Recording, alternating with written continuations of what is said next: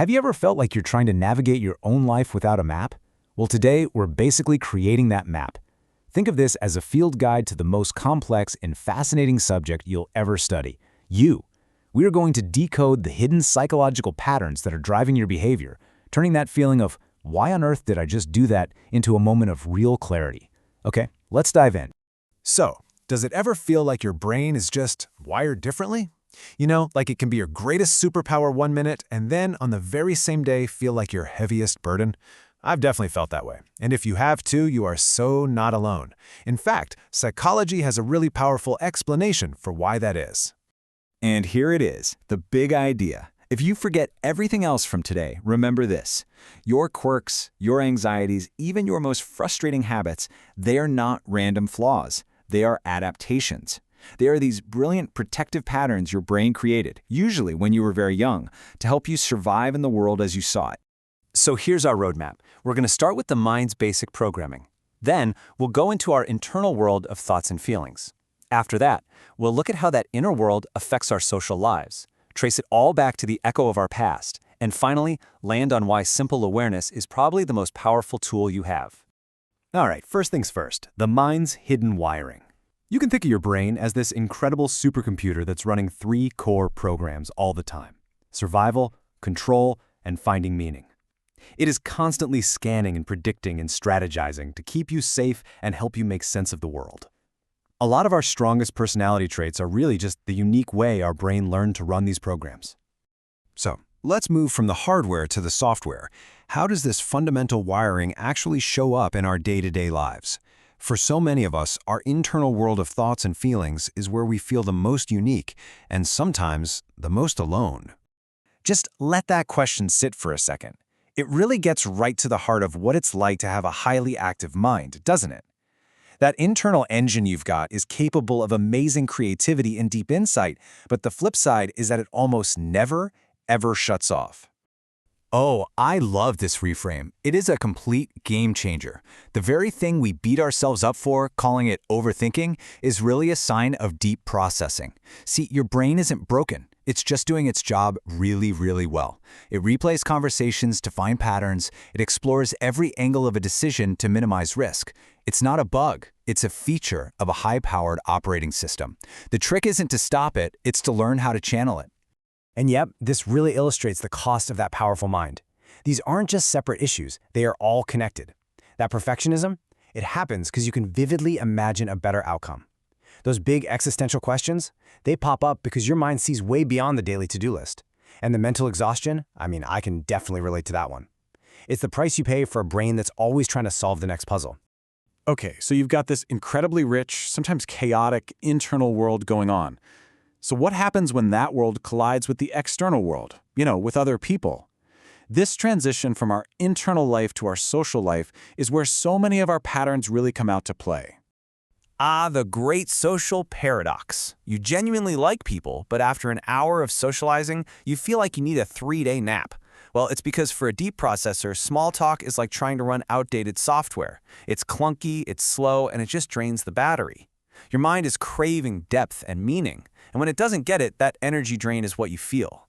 And this concept explains so much. Have you ever had someone tell you to just calm down, and your brain's immediate gut reaction is to get even less calm? Yeah, that's psychological reactance. It's this primal defense of your own autonomy. For people with a really strong sense of independence, it's an almost automatic reflex against feeling controlled. Let that one sink in for a moment. Peace is more important than history. This idea is pretty much the foundation of healthy boundaries. So often we keep up with relationships or situations out of a sense of history or obligation, even when they consistently cost us our mental peace. Think of this slide as your practical toolkit, and as you read it, you'll notice a theme here. This isn't about building walls, it's about installing gates. Take a look at number 3. Limit access, not necessarily people. You can decide to spend 1 hour with someone instead of 3. You can decide not to engage on a certain topic. Just remember, protecting your peace isn't selfish. It is absolutely necessary for your well-being. Now, this is such an important distinction to make. If you have a really small circle of friends, it's probably not a sign of social failure. It's more likely a sign that you value quality over quantity. You would rather have one deep, authentic conversation than a dozen shallow ones. It's not being antisocial, it's being selectively social. So we've seen what our wiring is like, but the next big question is, why?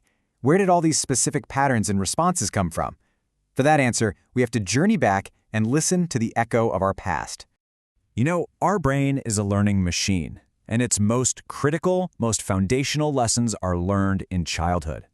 The strategies we used back then to feel safe, to feel loved, and to feel seen, they don't just disappear. They become the unconscious blueprint for how we navigate the entire world as adults. If you were ever called the responsible one or an old soul when you were a kid, this one might really resonate. Parentification is what happens when you have to grow up too fast. You learned that being the helper was how you stayed safe or how you earned love. And the result as an adult, this fierce hyper-independence and a deep discomfort with ever asking for help, because your wiring says, I'm the one who helps, not the one who needs help. This one is so subtle, but gosh, is it powerful. Maybe you were only praised when you got good grades or when you were quiet and didn't cause any trouble. Your brain learned this dangerous but really effective equation. My performance plus my usefulness equals me being worthy of love. As an adult, that becomes the engine for burnout and people-pleasing. And when you look at this list, you can see how it all connects. These are not personality flaws. Let me say that again. These are not flaws. They were brilliant, life-saving adaptations that helped a child navigate a really complex world. The hyper-independent person learned a valuable skill. The easy child secured their place in the family. These strategies worked, but now, as an adult, they might be holding you back. Okay, so we've gone deep into the wiring, into our internal world, our social world, and our past. Now for the most important part. What in the world do we do with all this? How do we actually use this map we've just drawn? This right here. This is the central takeaway. The parts of you that you struggle with, the anxiety, the need for solitude, the pushback against being controlled, they are not proof that you are broken. They are the evidence of a mind that is deep, a spirit that is aware, and a nervous system that learned exactly how to adapt and survive. And that's really the magic of it, isn't it? The moment you understand the why behind your behavior, you can stop judging yourself for it. You get to shift from being a critic of your own mind to being a curious, compassionate observer. And that is where all your power lies. Confusion turns into clarity, and self-criticism turns into self-awareness. So, I'll leave you with this final thought. Thinking back on everything we've talked about, from deep processing to the echoes of your past, what is the one pattern in yourself that you can maybe look at with new eyes? Just one. Choosing to meet that part of yourself with curiosity instead of criticism, that's the first real step in working with your mind instead of against it. Thank you for exploring with me today. Be kind to yourself.